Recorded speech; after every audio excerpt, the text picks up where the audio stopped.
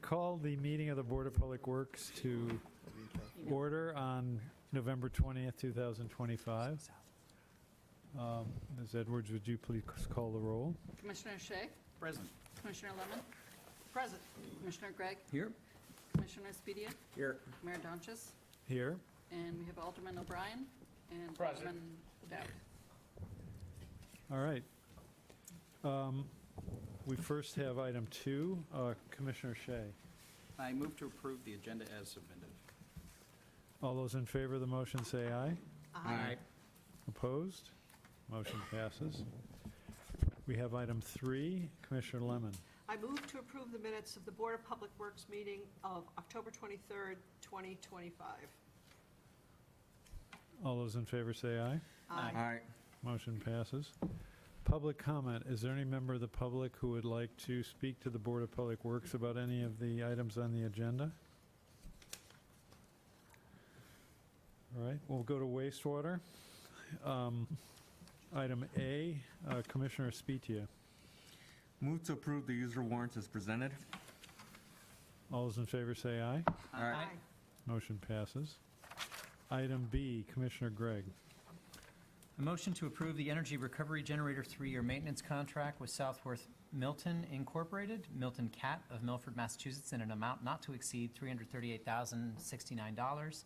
Funding will be through Department 169 Wastewater, Fund Wastewater, Account Classification 54 Property Services. Mr. Boucher? Good evening, Dave Boucher, wastewater superintendent. The wastewater facility has been in a contract with Southworth Milton Cat. They were doing services on our 2 energy recovery generators. We're at the end of those contracts, so we'd like to enter into another 3-year contract. This is to do the minor, major, and warranty services for the next 3 years. They've been a good company for us. This is also going to, we did a pre-bid sourcing program called Sourcewell, so we'll get that discounted rate with that. Do you have any answer any questions? Anyone? All those in favor of the motion say aye. Aye. Opposed? Motion passes. Item C, Commissioner Shea. I move to approve the memorandum of agreement between the City of Nashua and AFS CME 93 Local 365 relating to holiday coverage sign-up procedure and pay structure for operators at the wastewater treatment facility. Dave Boucher, wastewater superintendent. So this, like it says, it's a memorandum for an agreement between the City of Nashua and AFSCME. The wastewater facility never shuts down. We're a 24-hour, 7 days a week facility. We have operators that are on 3 shifts, so it's very difficult for us to sign up operators calling the day before for holidays. So this agreement would allow us to post 6 months' worth of holidays 2 months ahead of time to allow us to establish who's going to work those shifts. Anyone? Happy to answer any questions. Commissioner Gregg. What do you currently do now? We wait until like the day before to fill okay. those shifts. It's not easy. Sounds like a good plan then. Yeah. It's also a real benefit for the staff because they can plan ahead Right. and know which holidays they'll be working, so. It works out well for everybody. We spent a lot of time. This has been in the works for how long? Quite a while. Yeah. All right, all those in favor of the motion say aye. Aye. Opposed? Motion passes. Thank you. Parks Department.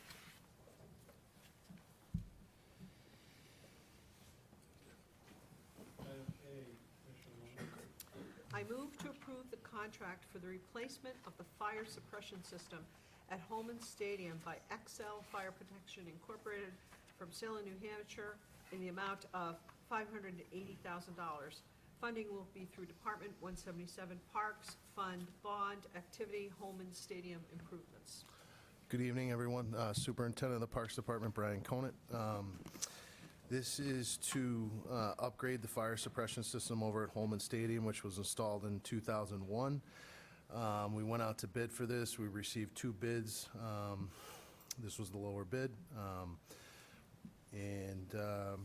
The fire marshal in town for the city of Nashua did look over the proposal. He was happy with the proposal, and I'd be happy to answer any questions if there are any on this topic. All those in favor of the motion say aye. Aye. Aye. Motion passes. Item B, Commissioner speak to. Move to approve the abolishment of 1 groundskeeper maintenance position and create 1 groundsman 1 position at the Parks Department. Funding is through Department 177 Parks Fund, General Account Classification 51-Salaries and Wages. Superintendent of the Parks Department, Brian Conant. Just based off of our operational needs right now, I think we need an additional, well, not an additional, but we need a laborer. We don't have any current groundsman 1 as of right now who are ready to take the next step to become a groundskeeper maintenance, which is why I'm looking to make this change. And I'd be happy to answer any questions on this motion, if there are any. All those in favor of the motion say aye. Aye. Motion passes. Thank you. Solid waste. We have item A. Commissioner Gregg. Motion to approve an engineering services contract with Sanborn Head and Associates of Concord, New Hampshire, in the amount of $38,500 to provide construction quality assurance oversight for the 2025 landfill gas collection system modification work. Funding will be through Department 168 Solid Waste Fund Bond Activity Landfill Gas Expansion. Jeff LaFleur, Superintendent of Solid Waste. So this is our annual gas expansion. I need to have an engineer on site watching over it, and the state requests us to have a third-party engineer reviewing all the installation. All right. All those in favor of the motion say aye. Aye. Motion passes. Item B, Commissioner Shea. I move to approve the contract with SRS Petroleum Services of West Bridgewater, Mass. To provide, install, and test at startup a new 5,000-gallon double-walled diesel fuel tank to replace the current landfill fueling system in the amount of $242,800. Funding will be through Department 168 Solid Waste Fund, Solid Waste Activity, Landfill Upgrade Fuel Tanks. Jeff LaFleur, Superintendent of Solid Waste. So our current fuel tank that we have is out of date. It's starting to rust, getting a little bit hazardous out there. And with the new rules and regulations, we have to have a bigger cement pad, a better area to have it under control. So we're going to hire this company here to come in and do it. We went out for bid, and they were the lowest bid.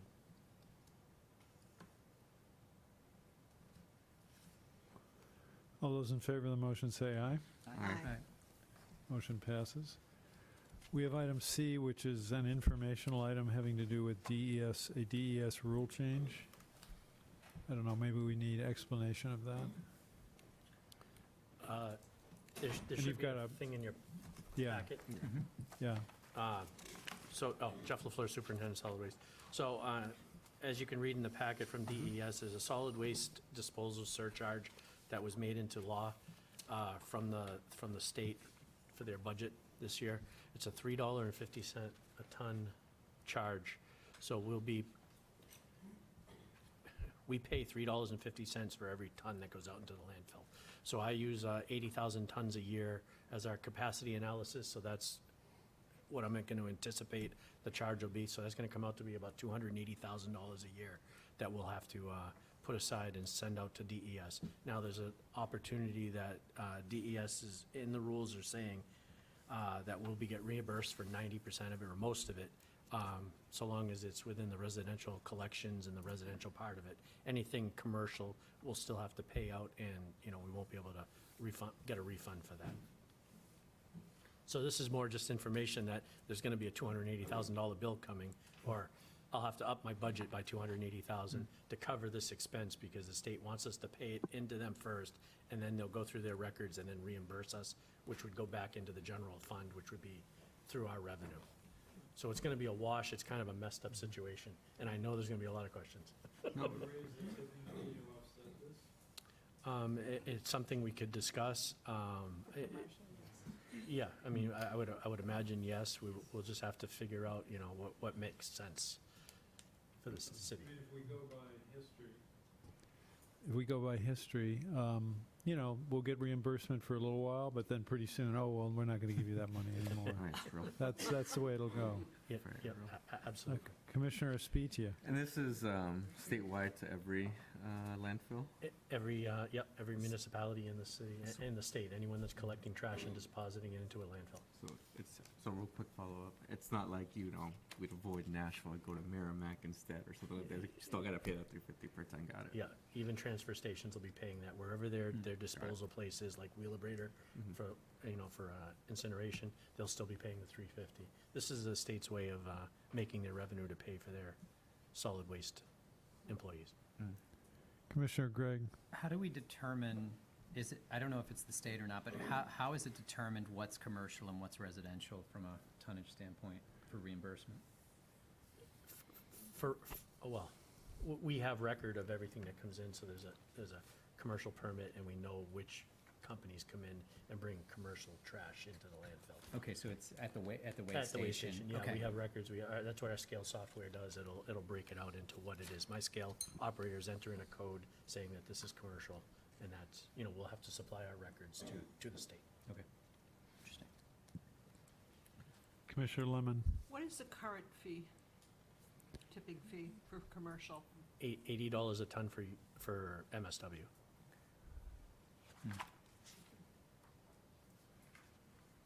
And this applies to construction The Demolition, right? Construction and demolition are $150, $300 a ton, I'm sorry. and that's covered by this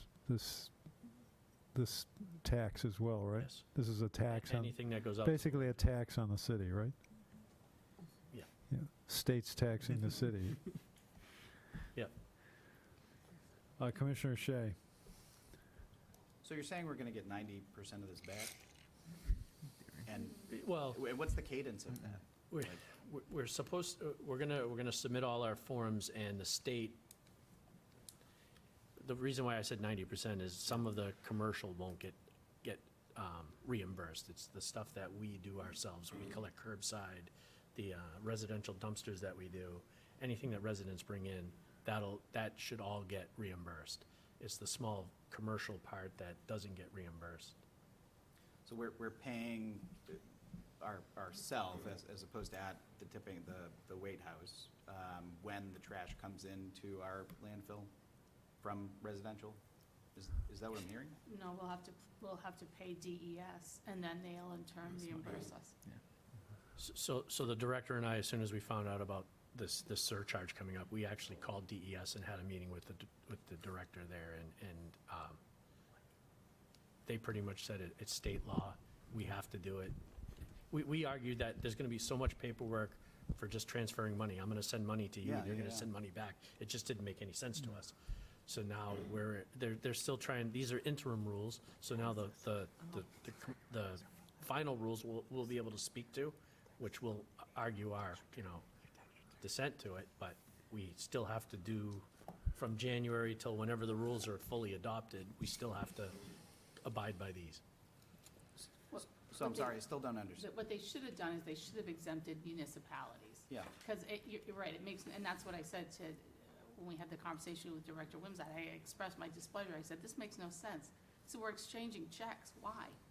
And I said, this effectively is just going to increase the disposal fee for all New Hampshire residents. That's what's going to happen, because, you know, it's not hurting the landfills. They're just going to, you know, up the tipping fees. So I don't think it makes a lot of sense. I'm not really happy about it, but that's what they put in place. And Alderman Dowd. So this sounds to me like not too dissimilar from when we get federal grants and it goes to the state and they hold on to it for a while. They garner interest in the bank on the money. They keep the interest. So Yes. it looks like another way for the state to make money without doing anything. yes, that's very true. We can only submit, is it? Quarterly.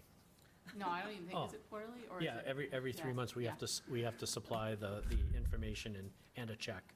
Now, is the reimbursement, is that in the rule, or is this just some It- verbal thing? It's in the rule, but there's no time limit for them to, Oh, so they could have a Remit. problem with budget? and oh. then- We have a time limit to pay them, but they don't have a time limit to pay us. Right. Commissioner Shea? Do we get any sort of increase in services from the state? I can't imagine they do too much around here. No. I can permission, No. no. No, we won't get anything. This is just a fund what they have now. The transcript will show collective laugh. Yeah. And just push it over to Nashua again, basically, okay. And, just for the record, there was no input. We weren't even given the opportunity to express our concerns. They just put this in place, and Was this here by we are. way of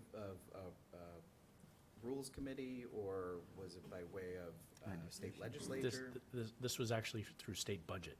The budget told them, so I'm not defending the Waste Management Bureau, but they got this thrown on them. So now they're scrambling, trying to figure out how to implement it. And now we're scrambling how to do it, so. I don't think anybody realized this was coming.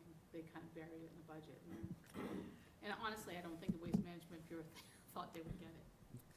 Because it wasn't well thought out. Good place to bury something. Yeah. Just one other thing. Yes, Alderman Dowd. We're gonna pay them, we're gonna request the money back. When we get the checks in, are we gonna have to take legislative action to accept the revenue into the general account?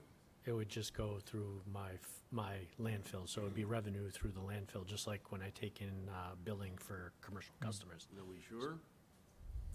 Yeah, we should just be able to budget for it and then also have it in our revenue line. So whatever's left over, of course, would end up going into the general fund. But it should just be a wash, primarily, except the commercial. We're hoping except the it's a wash. commercial stuff. Yeah. Which is why it makes no sense. It's a lot of paperwork for nothing, really. And forgive my Yes. ignorance, but who writes the state budget? I mean, the legislature is huge, and they're not doing it. Oh, the Finance Committee. And The Finance Committee? the State House Finance Committee. Oh, House and Senate. And then also the governor has their proposed budget and. But they can amend and stick these riders on the budget, that, stuff like this that wasn't originally there. We do a lot of things on HB1 and HB2. Well, Sometimes they have nothing to do with the budget. Sorry, We're not happy. and it's not- Sorry, this it's wasn't a not fun you. informational. Yeah, no, thank you. No, thank you for informing us on this. Now we know. All right. Fleet Department. Item A, Commissioner Lemon. I move to approve the purchase of two 2026 Freightliner cabin chassis with body and snow fighter package from Viking Civis of Williston, Vermont, in the amount of $300,516 each through Sourcewell contract pricing. Additionally, to approve the purchase and installation of radio systems in an amount not to exceed $5,000. Funding will be through Department 161 Street Fund Bond Activity, DPW Street Trucks and Loader. Michael Rush, Fleet Superintendent. So this is a scheduled purchase to replace two assets, and we're going to put those assets on the back line. The new assets will come with a full snow fighter package, including a brine system, which we've been using for quite a few years now. So we're also going to trade in some older units towards the purchase of these two newer trucks. The expected timeline for delivery is about 14 to 18 months. That could change a little bit sooner for one, a little bit later for another one, just depending on how the order goes in. It comes with a 5-year, 150,000-mile warranty on most of the components, and 1 year on the snowplow fighting equipment. I'm happy to answer any questions you have on this scheduled purchase. All those in favor of the motion say aye. Aye. Aye. Motion passes. Item B, Commissioner Spitia. Move to approve the purchase of one tandem axle 2027 Freightliner cab and chassis with body and snow fighter package from Viking Civis of Williston, Vermont, in the amount of $319,729, each through Sourcewell contract pricing. Additionally, approve the purchase and installation of radio system in an amount not to exceed $5,000. Funding will be through Department 161 Street Fund Trust Activity Surf. Michael Rush, Fleet Superintendent. Similar to the last vehicles that we were just talking about, this is a tandem axle dump truck, so it's a larger dump truck than the other, equipped like for like with a brine system, and there will be a trade towards this purchase as well. Comes with a full snow fighter package with a brine system, same warranty as the previous package. The unit that it will be replacing will be moved to the back line. Happy to answer any questions you have on this scheduled purchase. Commissioner Shea. Has the brine system, I know it reduces the amount of salt that we put on the roads, essentially is the purpose, right? Yes. Has that reduction in materials saved us any over the years, in your observation? I believe it has. The street superintendent might be able to speak a little bit better on the volume of which it's used, but I do believe there is a financial benefit there. I think there's some specifics on what it costs to use straight salt as opposed to what it cost us to make the brine, and I believe it's a significant difference. I want to say it's pennies on the gallon. Yeah, that's good. So, with the upgrade, we get that added benefit, which is nice. Correct. Yeah. Good. Thank you. Welcome. All right, all those in favor of the motion say aye. Aye. Motion passes. Item C, Commissioner Gregg. I motion to approve the purchase of one 2025 Ravo R2 sweeper from Alta Environmental Solutions in the amount of $238,556.53 pursuant to Sourcewell contract. Funding will be through Department 161 Street Fund Trust Activity Surf. Michael Rush, Fleet Superintendent. So this scheduled replacement is going to replace our sidewalk sweeper. It's the mini sweeper that you may have seen going around the city, scraping up the sidewalk debris. The current sweeper is starting to become obsolete as far as parts. It's a Tenant brand. It's not very maintenance friendly either. It will be traded towards this purchase. The sweeper that we spec'd out is a much cleaner version of the sidewalk sweeper. It filters out a little bit more fine particles, so you don't see a lot of dust flying up. It's also equipped with a hose on the back, so that we could get up to real close to curbs or catch basins, or even along the sidewalk, like where there's fences. That's an option that the old sweeper just doesn't have. And it's also equipped with a little pressure washer, not a very high volume one if you need to get some larger debris up. Happy to answer any questions you have on this purchase. There's two trade-ins that are going to happen for this? Correct. There's two older backline units that we were holding on to use towards a trade. And each one is only worth $8,500? Yeah, they're non-functional units. Okay, yeah, that'll be a good reason. Take what you can get. All right, all those in favor of the motion say aye. Aye. Motion passes. Item D, Commissioner Shea. I move to approve the 3-year renewal of fleet tracking software from Fleetio in the total contract amount not to exceed $128,642. Funding will be through Department 163 Fleet Fund General Account Category 671 Equipment. Michael Rush, Fleet Superintendent. So this is renewal fleet software that we use for our everyday inventory tracking, fleet tracking, maintenance schedule tracking. We also hope to implement our fuel tracking in this program this coming year with a little bit of help from our fuel stations, so we can get that online, and it'll also start tracking the fuel for each vehicle and kind of give us a little bit more of a breakdown. This has cut our paper reduction significantly. We used to kind of lose work orders every once in a while because they're paper. The shop gets windy, things will blow around. So we've also eliminated that. So it's a fantastic system. There's definitely room for expansion in the future for other things that we may want to use it for. But it's working great for us now, and we're looking to extend that contract for 3 years.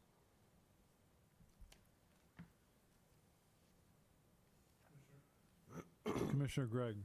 As part of the contract, do they offer hosting services for this, so we're not having to install this locally or and Yeah, maintain it? it's a cloud-based software. Okay.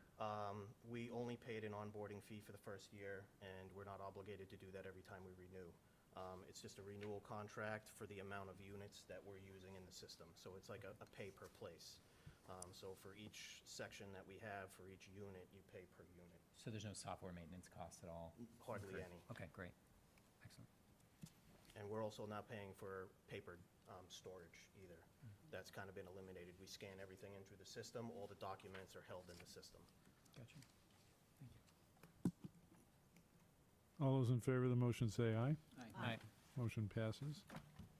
Thank you very much. Engineering. Item A, Commissioner Lemon. I move to approve the sewer service permits and fees as submitted. All those in favor of the motion, please say aye. Aye. Motion passes. Item B, Commissioner Spitia. Move to approve the toll license petitions as listed in the staff report. All those in favor of the motion say aye. Aye. Motion passes. Item C, Commissioner Gregg. I motion to approve amendment number 1 to the construction engineering services contract for the 2025 CIPP lining of sewer interceptor project with Hazen and Sawyer PC of Manchester, New Hampshire, in an amount not to exceed $51,257. Funding through Department 169 wastewater fund bond activity sewer rehab. Good afternoon, Dan Hudson, City Engineer. So we had previously brought in a contract change order with In Situ Form, who's the company that's actually doing the lining of the pipes, our sewer interceptors, large diameter pipes. We had neglected to bring a change to Hazen and Sawyer's contract. Hazen and Sawyer's the engineer. They're the ones out there providing daily oversight of the work for us and managing the project. So we need to amend their contract so they can oversee that expanded work of In Situ Form. Be happy to address any questions.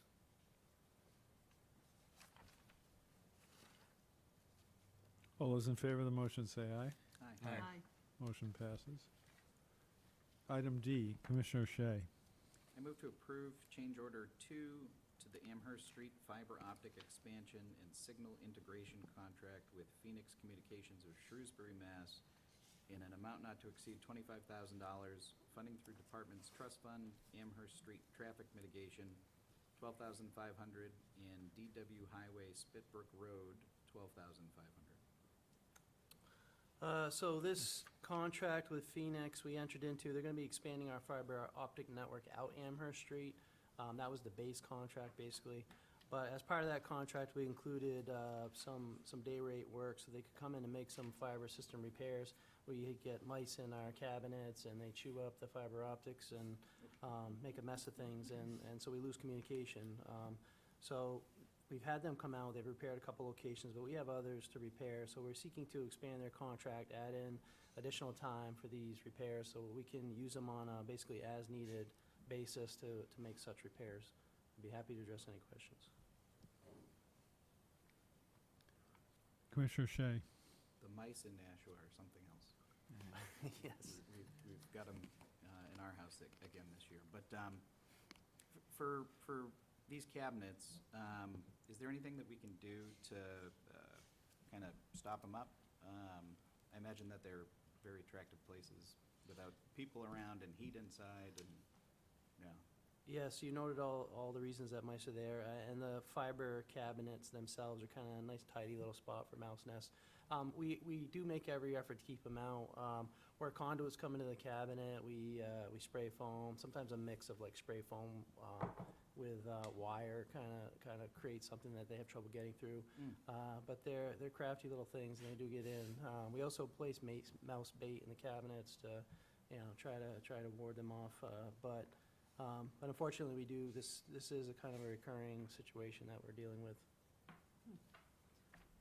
I might consider not putting mouse bait in the cabinets and see what happens. I have a friend who had a moth problem. It started with one moth. And he got some of these pheromone moth traps in his house, and all of a sudden he had a lot of moths being caught in the traps. And so, and a similar thing happens with Japanese beetle traps. So you put out a Japanese beetle trap on your farm, next thing you know, your farm is where all the Japanese beetles are. You're catching a lot of them, but you're also attracting a lot of them. So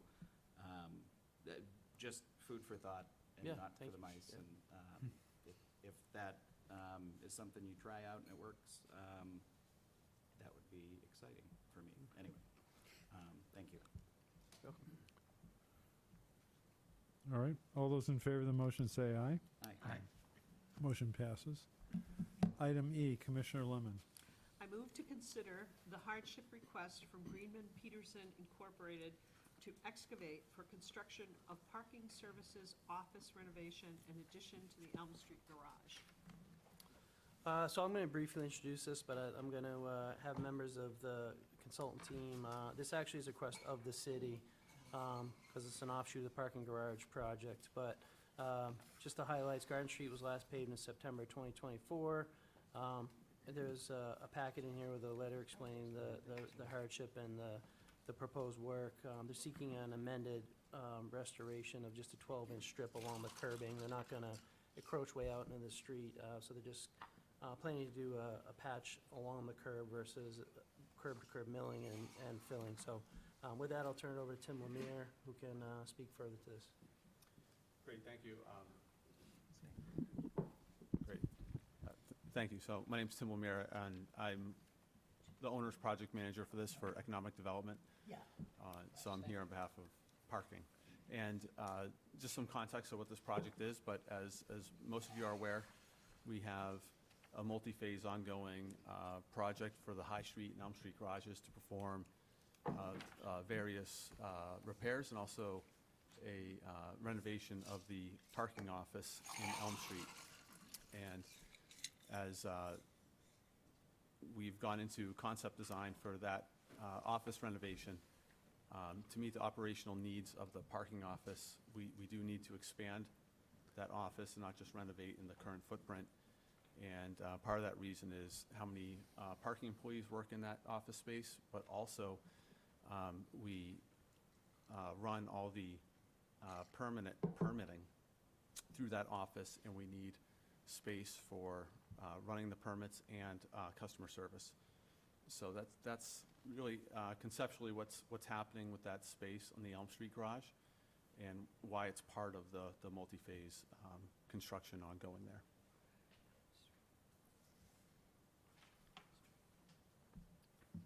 Commissioner Shea. I support this. That parking office is so very small, and it is so very dingy, and it reminds me a lot about the challenges that the department, the division has had with office space and the need for this kind of investment.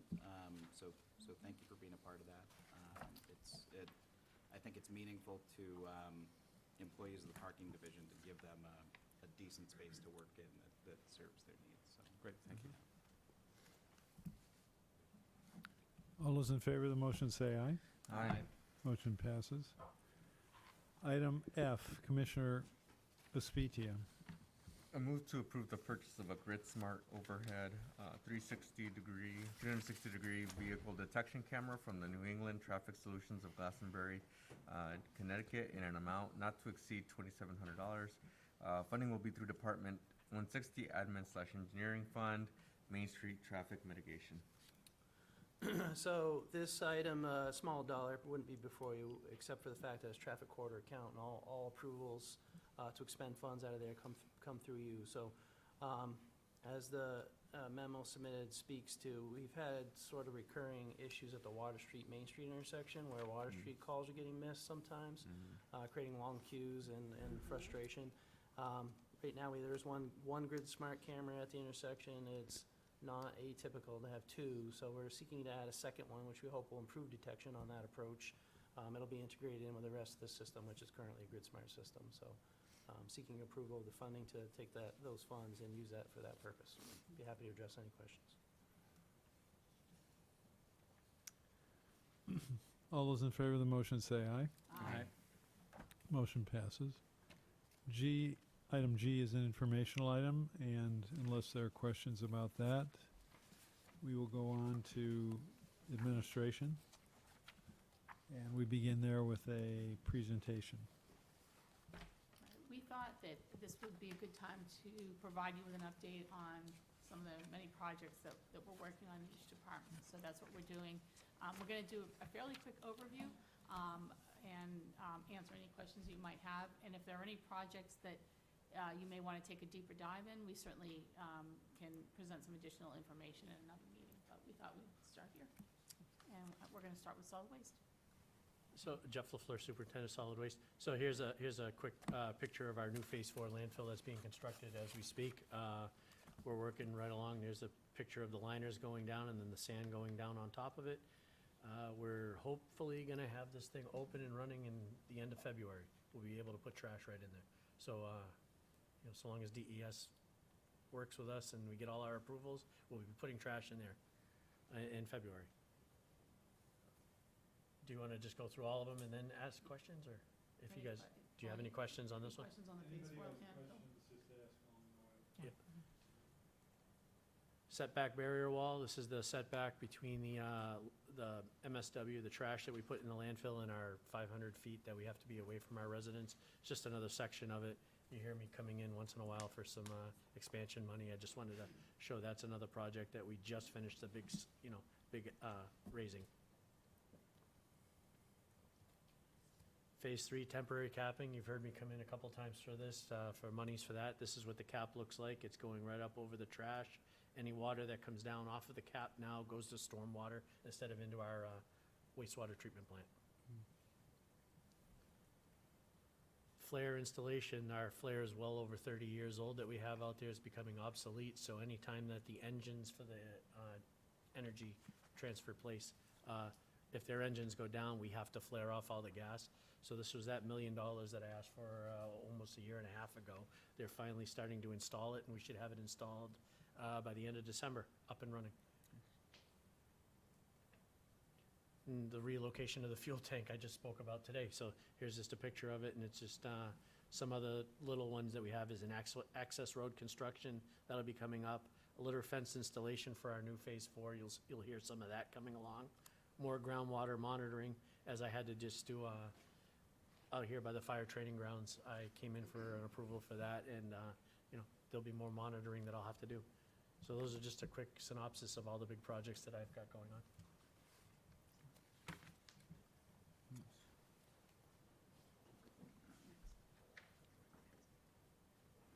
Next is Parks Department.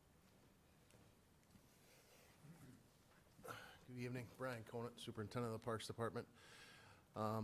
This picture right here, you can see the old lights from 1948 coming down at Holman Stadium. We had received a $3 million bond for Holman Stadium improvements. We went after the lights. You guys approved that for $815,000. And this is some pictures that just show those lights coming down. Epoxy flooring. We went last year and asked for $75,000 to redo the pool locker room floors. Before this, they were just bare concrete. We would paint them every year, year after year after year. The goat and cow pass would come in after the season because people always walk in the same direction. So not only has this enhanced the aesthetics of the pool locker rooms, but it also provides a safer environment because the floors aren't as slippery anymore. So, and this is completed. Superintendent, do you want to take just a minute to talk about the pools and the work that needs to be done and the requests we're going to be making? Might be a good time to do that. You're right. Thank you, Director Flynn. We have 3 pools in the city of Nashua. We have Crown Hill Pool, Centennial Pool, and we have Rotary Pool. Centennial Pool and Rotary Pool have, they're in pretty rough shape. Rotary Pool is losing water. I looked at the 3-month water bill when the pools are in session. Centennial Pool and Crown Hill Pool were normal. We spent around $3,000 to $4,000 at each one of those pools with water, which is typical. Rotary Pool's losing water, probably roughly 3,000 to 4,000 gallons a day. We spent $16,000 on water at that pool in 3 months. So we've got a leak. Can't seem to figure out why. We're still trying to investigate it more, but, you know, both of these pools, Centennial and Rotary, are going to need to be replaced. They are very close at the end of the life. I can't predict exactly when they're going to fail, but they are close. So I think we will be coming before you at some point and asking for monies to redo these pools. We did do a pool assessment from H.L. Turner Associates, who has worked with the City of Concord to develop bid specs and help them with their pool renovations and rehabilitation. And they stated that the pools are at the end of the life, and they estimated that it would be $2.5 to $3 million at each pool. So, thank you, Director Photo, for bringing that up. Is there any chance the piping to the pools where the leaks are occurring? We had that happen at the condo association. Yeah, we think it might be in the main drain at the Rotary pool, but we're not quite sure. But, I mean, regardless of just the loss of water, you're talking about concrete decking that has become sunken, and, you know, we've tried to lift it with expandable foam. Some spots have been successful, some spots haven't. And it's just, you know, Rotary Common was relined, and it was a cement pool underneath it that was cracked at the time. Centennial Pool was put in the 1950s with steel plates. They used to paint them, sand them, and paint them up until 2018. Talked to the company that did that work. They really didn't think a liner should have went on that pool back then. Currently, right now, the pool liner actually bubbles. So, you know, these aren't good situations. So. Commissioner Lemon. How long do you think how long a project this will be? Like, is this something that takes a year? Is this something that takes 6 months? No, well, in terms of just completing the work, Yeah. I think, you know, once proper procurement procedures have been handled, and all approvals have been given, I think this is something that they could probably accomplish in a month to 2 months tops. Yeah, I live really close to Rotary Pool, so I see how busy it is. very busy. The plan would be, Commissioner Lemon, to repair the pools, make the repairs so they could be open for the season. Yeah. Yeah, so we wouldn't have to close them for any. Would be ideal. Commissioner Shea. And so the pool with the big water issue, is that the one from the 1950s? No, that's the Rotary Pool on Cleveland Street that Commissioner Lemon just mentioned. I'm just, you're saying end of its useful life, but this sounds like we're at the point of catastrophic failure, essentially. Not to catastrophize the situation, but in any case. think These pools have been limped along for, you know, even before I got here. Yeah, and projected life on these pools, when constructed, I'm sure is not anywhere past 50 years. So I think we're well beyond the projected life, and yeah, so it's good that you're attending to this and bringing it to us. Thank you, Commissioner Shea. Mayor, based on the cost, shouldn't these be part of our bonding plan? Yes. In terms of usage, pools get pretty packed, don't they? They do. Could Heavily we, used. could we use bigger pools?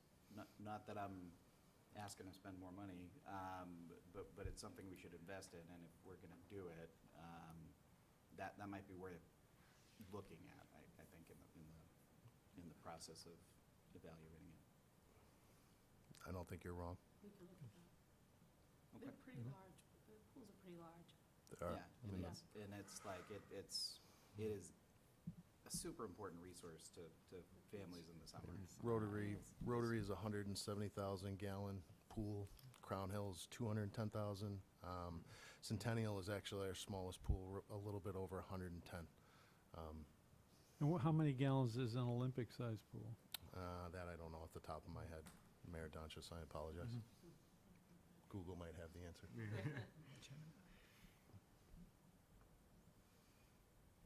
Yeah, so I would just ask that we look at that. I think city pools are a super important resource. You have some families that can't really afford to keep the AC on during the day. And this is like a place of respite for a lot of children and families from the hot days. So it's a really important resource to the community. 660,000. Let's hope it's not that big. So the mayor says we need a $660,000 pool. No, no, Excuse me, gallon. Gallon, yeah, Probably be more. Wow. Did you say square, did you say square feet? Yeah, dollar, he said, no, it's dollar. a gallon. Just need a bigger pool, though. Yeah, just a We little bit need a bigger. bigger pool. All right, any other You questions want to keep going? for Mr. Conant? Okay. Oh, you got other He's got a little projects? bit. I got a Okay, couple keep other going. slides. Yes, we got a lot of projects going on in the Parks Department. It's nice. One of the things that's being redone currently right now is the band shell up at Greeley Park. I believe it was built around the late 1980s, maybe 88 if I'm correct. Someday I'm going to be a parks historian and know it all. But the frame of it has been repainted. There's a new roof going on. The new panels have been actually put in. If you were to drive up there today, you'd notice that. The only thing I think we might have to wait on the spring, just because of cold temperatures, is we were going to clean and provide a sealant on the concrete, and that might have to wait until the spring. But other than that, that project's going very well. I'd be happy to answer any questions on that if there are any. You upgrading the sound system? So we replaced the speakers, me and Matt LeBlanc, actually, my first year on the job. So the speakers have been pretty good. I think some people still try to come in there and play the music too loudly, and that's when the speakers become distorted. It's Yeah. not the quality of the speakers, it's people trying to amplify too much music out of speakers that will only do so much. So I think that's it for me. No, the press box. Press box. You want me to do that? Okay. All right. The Oh, Street I'm department. sorry, Yeah. that was. I guess it would be Sorry, streets. okay. Oh, I'm sorry. John's Thunder here. One My other, apologies. one other thing, one other thing on the parks, the sidewalk, additional sidewalk at Stellos, we're gonna put off till the spring, April, because to do it now would cost a heck of a lot more money, because you have to buy twice as much asphalt for some reason. So we're gonna rebid it in the spring and have it done in April. Yeah, that's a great idea. And I just want to thank Superintendent Conant for taking care of the child of the millennium. I got your voicemail today, and that's great. So thank you for I attending to think we that. have a picture coming of that. Okay. All right, Street Department, sorry, I almost gave your project away to Parks. no problem. Ask you to come sail away with me. Johnny Bear, Streets. You know, we have a lot of talent at Streets. We do a lot of projects. I chose to showcase this one. This is the press box over at Holman. We put a streets crew over there. Jake DeBoek is the lead foreman. Mike Doobie Sr., lead mason. We had Andy Joyle, Jeffrey Morse, Anthony Bibbo, and Matt Doobie, the Doobie brothers. They went right through this, stripped it down, and brought it up to an amazing finished project. There it is. Incredible. Just compliments Holman Stadium. Looks so much better. They went right through it, interior, exterior, added a deck. That's the only slide I have, but it's the best one, The you know? silver, That's all you if you need. get a And, chance to go over and see it. you should it's- tour it's- It's pretty Yep. incredible. The Silver Knights are all excited, they have all sorts of ideas. I think it's the best view for there using right it, now. Yeah. That's great. So that's all I have, thank you. Good work. That's all you need.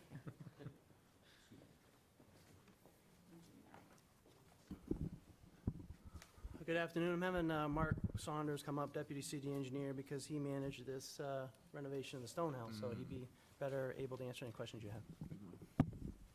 Good evening. So the stone house started to show its age and was in need of repair, so engineering, and we did work with Park Department. Brian Conant was also instrumental being on the team to help bring this project to life. So the project, it was advertised in spring, and Cobb Hill Construction was the low bidder, and construction started in the summer. The project included a roof replacement, bathroom updates, redid the concrete floor, upgraded the utilities, repaired the fountain, and made the structure ADA compliant. As of today, the project is substantially complete. There are still a few minor details to be completed and a few touch-ups, as well as some lighting to be installed. But other than that, the the structure looks great, and it's in great shape and should be enjoyed by many for years to come. Happy to answer any questions on the stone house. Commissioner Lemon. I just want to say, I drove by the first day that they had taken the fence down. It looks fabulous. You guys did a great job. It really glows. It looks great. Thank you. I mean, I was really impressed. I mean, you don't usually stop your car while you're driving to pull over. But I was really amazed at how it has the same, it's in keeping with the way it looked, but it's just improved. It really looks nice, and I'm excited about it. Yeah, I would welcome, if you go up there and you actually kind of take a walk around, you'll actually see all the woodworking, all the trim features. It really is a shop structure, and it does pop. Yeah. Yes, absolutely.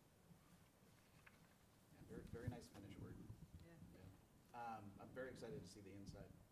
So that's locked for the winter, I assume, at this point? Yes. Yeah. Yep.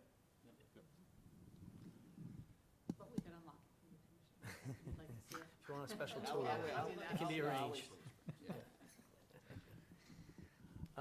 The next project that's near and dear to our hearts is the Riverfront project, so we are working jointly with Economic Development on this project, but the contractors have been working feverishly. Sea and Shore Contracting is the company that's doing the boardwalks. Moran's Landscaping is doing the park renovations, and those, you may have been by and seen, those are becoming obvious now that we're removing some of the barrier fencing and stuff. So they're on track to have that stuff open by the holiday stroll on the 29th, and I was down there today. It's a great, it's really coming together nicely. I think everybody will be proud of it. And then rapid fire, just give you a quick update on some of the LPA projects. Those are the local project administration projects that we do jointly with DOT. They provide 80% of the funding for these usually. So the Route 111 bridges, the Taylor Falls and the Veterans Bridges, though, that rehab work is complete for the most part. We've done the deck rehab, sidewalk, guardrail repairs. The only thing remaining to be done is light poles replacement. So that has been change ordered into the contract, and that will be occurring soon. The STEP project, which is safe transportation for every pedestrian project, that's the pedestrian crossing improvements on Kinsley Street and Canal Street. That work is complete. Hopefully you've had an opportunity to see that in the RFBs, and we trust that will improve safety on the corridor. Heritage Rail Trail East is still in the design process. We're in the final design, and we'll be kicking off some right-of-way efforts as well soon. East Hollow Street, Bridge Street intersection project, kind of in the same, tracking the same way. We're in final design, be kicking off some right-of-way efforts soon. Wallen Oval project, it's starting to sound like a broken record. It's pretty much the same too. We're in preliminary design, almost at the end of preliminary design. But that is moving through the design process and right-of-way process, and that'll be coming as well. And then the Walk and Whitney bike ped improvements, we're in the preliminary design on that one. We expect to have a second public meeting on it, which is a preferred alternatives meeting. That we expect to schedule in early January, so we can continue with the design process on that one towards moving towards construction. So be happy to address any questions on any of those. Okay, thank you. I was going to see, real quick, Commissioner Spitia. I think I mentioned this in the last meeting, but I really appreciate the work y'all have done on Kinsley Street, because I live right there. And so as somebody who is a pedestrian who walks to St. Joe's and, back as, with my child, with a stroller and with a dog, it is nice to be able to have some flashing lights and a little bit more of a narrower intersection, because I think people do get aggressive on Kinsley Street, unfortunately. And so we appreciate the efforts on that. No, thank you. I have a friend, he was like, oh, boy, those bump outs, curl trade on, you gotta slow down. I'm like, that's kind of the point. That's exactly why we do it. Across the street safely. So yeah, I'm glad that you, we're happy to have provided that, and hopefully it works well. Thank you. Thank you. I just, Superintendent Ibarra was a little bit humble, and I just wanted to mention that there's a lot of things that the street department is doing that is saving taxpayers a lot of money, and I just want to mention a few others, because you didn't mention them, but you are doing all of these, and I know it gives you gray hair. But But the sign that hopefully you saw that is finally being built, our very own street department is doing that. They're gonna be doing the wading pool at Greeley Park. The bids came in very high, so we're gonna be doing that work ourselves in the spring. The Los Amigos stage, they're gonna be rebuilding that in the spring. Finally, and then we'll be putting in a new playground there, hopefully, so that'll be another great inner-city park. The recycling buildings that you see over here at the landfill, those were all done by the same crew, which saved a significant amount of money. There'll be existing parks with the Jeff Moran Park when we start building that in the spring. And they're starting in, I think, a week, the disc golf park. That's getting started. We're gonna be starting with underbrush and trees, and then we'll be building bridges and putting all the T-pads and all that in. So that's also very exciting. And should we get approval for the garage and the water line for the fire training ground, the street department will also be doing a lot of that work as well. So I just wanted to kind of give them a plug. They're doing an awful lot of work, which, most public works divisions can't do that work, and it comes at a significant cost to the taxpayer. Is the issues with getting the new fire training center open holding anything up? Well, we're going to zoning on Tuesday for the water line, and hopefully, we're pretty confident that will get approved. And then, I believe, after that, we'll be able to get started. The rest of the planning board piece of it, I think, is going to be administrative, so. And then I believe December 9th, we're going for the wetland impacts for the DPW garage, we're going to zoning, so we have that as well, so. But we also have planning board, we have a few other hoops to jump through for. We've gone through Conservation Commission? We have, Good. we have, yes. Yeah. The nice people at Conservation So. Committee. Okay, anyway, just wanted to mention those things. And I have a director's report. Wastewater. Oh, wastewater, sorry, Dave. Dave Boucher, wastewater superintendent. So this is our pump station Phase 2 project. It's upgrades to approximately 8 pump stations in the city. The goal was to put in new buildings, new generators where needed, emergency generators, new pumps and controls. This is our Blackstone pump station, received a new building. There's a room for a generator on one side and the pumps on the other for easy access and maintenance. I click this, there we go. A couple other pump stations, one at Harris, some received a prefab building, like the one on the left. The others, the one on the right is Spalding. It's got the new controls, and it's a shallow pump station, so it just needed a new pit. And there's controls on one side and the pumps on the other. Here on the left is our Northgate pump station. That pretty much remained the same as far as the building goes because it's a multi-level building, but it did receive new HVAC system inside, new pumps, new siding, new odor control system on the left, and new generator. And that site received a new force main under the Nashua River. The right-hand side is just a new transformer at our CSO5 pump station.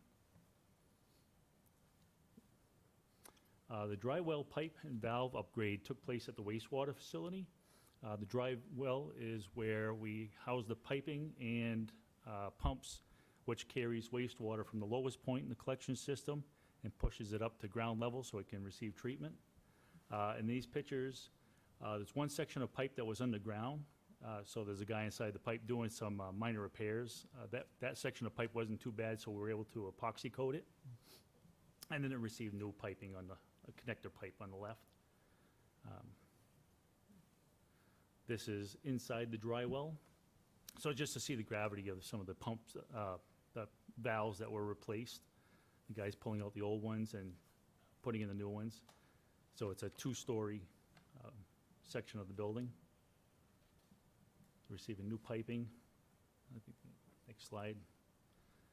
Let's see, this is the lower level. So it's got the new piping, new paint job on the floor and the walls. And part of that project One of the rooms is probably the worst smelling at the wastewater facility. It's called the rag can room. So all the heavy materials, rags, and debris that gets pulled out of the wastewater at the dry well point gets put into a room until it's shipped out, which is the worst smelling room, so it received a new odor control system. And that's this, it's a carbon system. Upcoming, actually, this is a current project at the wastewater plant to bring the fire alarm system up to code to make everything addressable. So all our buildings will receive new smoke detectors, heat detectors, audible alarms, lighted alarms, and new control panels. And this is an upcoming project at the wastewater facility. A lot of the buildings have wastewater going through them, a lot of gases, potential gases, so all our gas alarm systems throughout the facility will be replaced, all the sensors and all the controls. That's it. Answer any questions? Thank you. Thank you.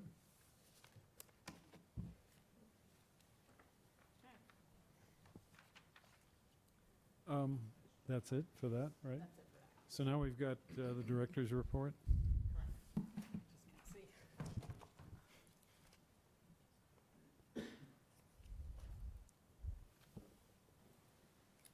Little slideshow. Can't see. There you go. There we go.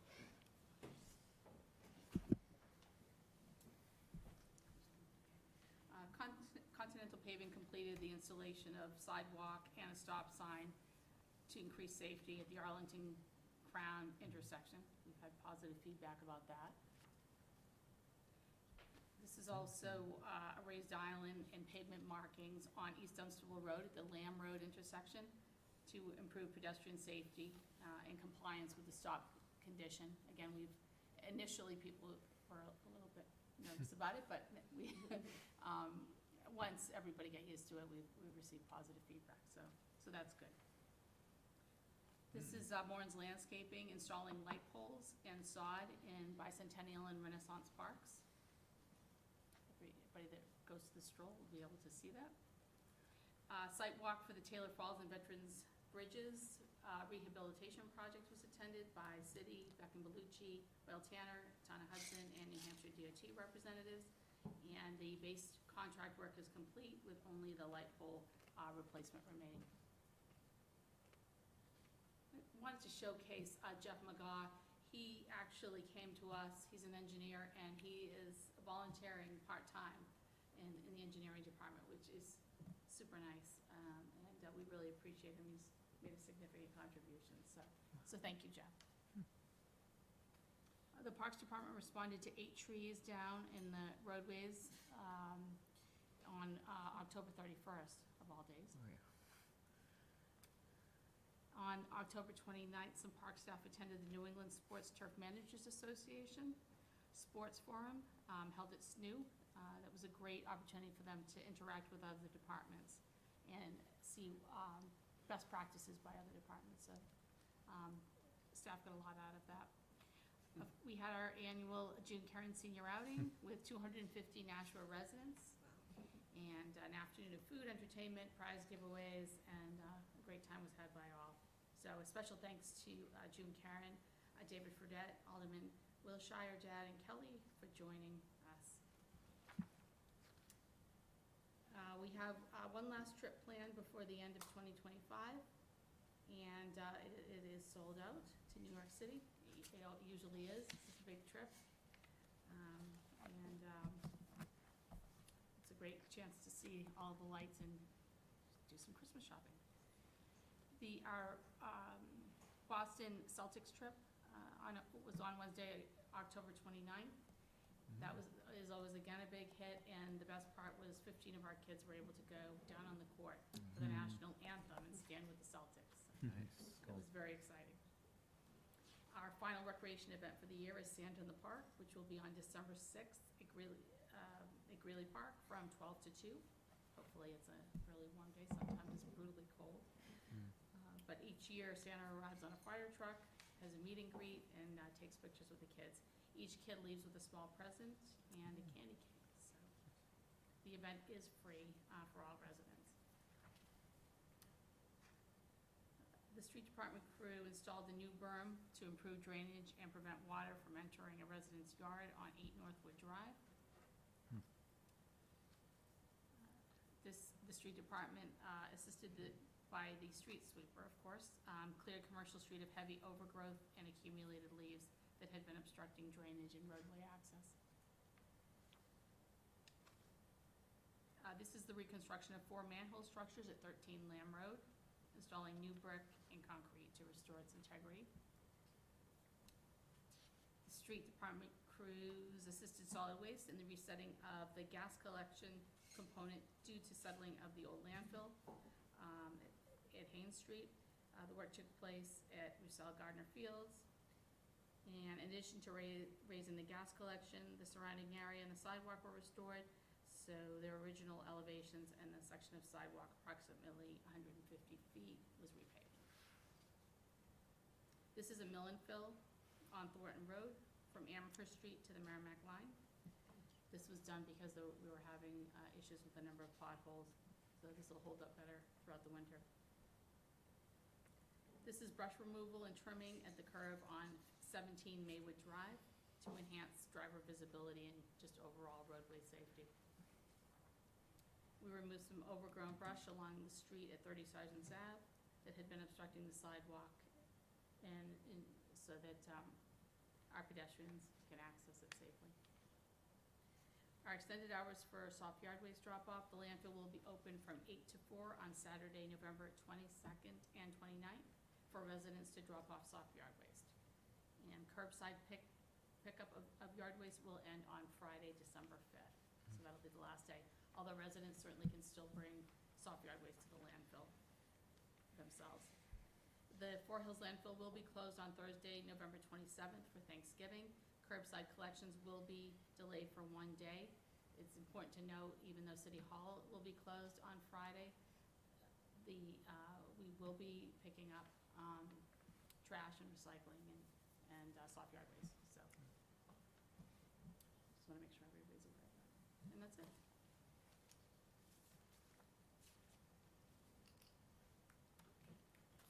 All right. Commissioners' comments. Any commissioners have comments? Commissioner Speaking. I just want to say thank you for having the department heads kind of talk about the projects. I think it's wonderful. We as commissioners vote on a lot of these contracts, but we actually seeing some of what it actually turns into is always really nice.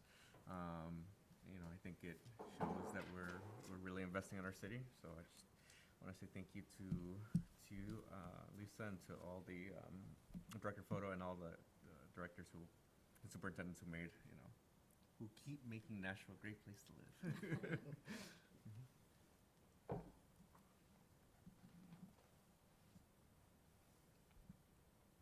right. Personnel. Item A, Commissioner Gregg. Motion to approve and unseal the non-public minutes for personnel from the Board of Public Works meeting of October 23rd, 2025. All those in favor? Aye. Item B, Commissioner Shea. I move to accept the resignation of Raul Vasquez, engineering inspector, effective November 4th, 2025. All those in favor, please say aye. Aye. Motion passes. Non-public session. Commissioner Shea. I move by roll call that the board go into non-public session pursuant to RSA 91-A 32B, the hiring of any person as a public employee. All right. Commissioner Shea? Yes. Commissioner Lemon? Yes. Commissioner Gregg? Yes. Commissioner Spedia? Yes. Mayor Donches? Yes. All right, so we're going to go into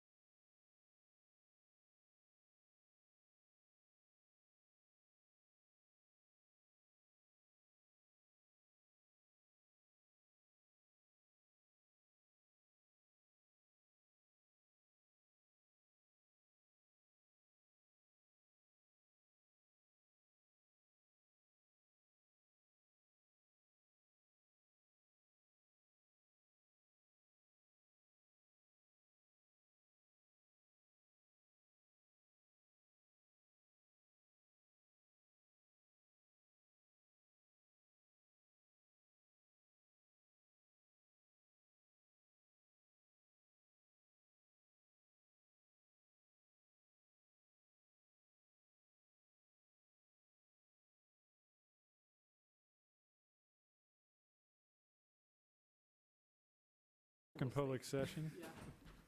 And since we're in public session, Alderman, ready to go? Are we back in? One more motion. Yeah, right. There we go. Alderman Shea, oh, sorry, Commissioner Shea. I move by roll call to seal the minutes of the Board of Public Works Personnel non-public meeting of November 20th, 25, until such time as the majority of the board votes that the purpose of the confidentiality would no longer be served. Please call the roll. Commissioner Shea? Yes. Commissioner Lemon? Yes. Commissioner Gregg? Yes. Commissioner Spedia? Yes. Mayor Donches? Yes, so that motion passes. And I believe we've concluded the business, so I will look to Commissioner Shea. Motion to adjourn. You've heard the motion. All those in favor say aye. Aye. Motion passes, and the meeting of the Board of Public Works is adjourned at 5:24 PM.